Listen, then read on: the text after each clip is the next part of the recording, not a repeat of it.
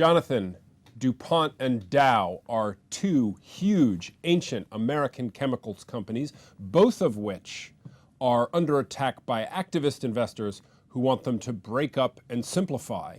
Now we have the news that they're talking about combining. Please explain to me why this won't be a collision between two garbage trucks. Well, in both companies, the sort of most obvious source of latent or hidden value is the sort of agricultural chemicals division. Both companies have an ag chem business. At Dow, it's largely about traits, as in breeding plant varieties, and at DuPont, it's largely about seeds. And there is potentially a lot of value to be unlocked, A, by separating those businesses, because so you get the multiple arbitrage for separating right. the lower value because and the higher value there's a nice businesses. structural story in agricultural chemicals. You know, the world's population is expanding, there are more mouths to feed, we need to improve crop yields and so on and so forth. And there's also a consolidation story because, of course, Monsanto bid for Syngenta, another seeds producer, earlier this year.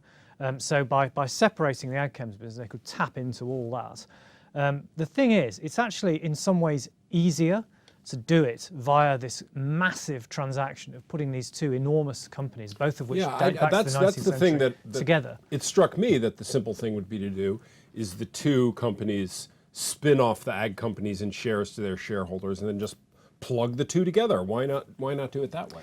I think the problem with doing it that way is there would have to be a delay between you spinning the company out and it combining with another company, because otherwise the US tax authorities will turn around and say, hang on a minute, it was always your plan to sell this company or to merge it with another entity. You just wanted to do it in a way where you didn't have to pay any tax. Right, so it's a tax considerations mean let's do a massive merger.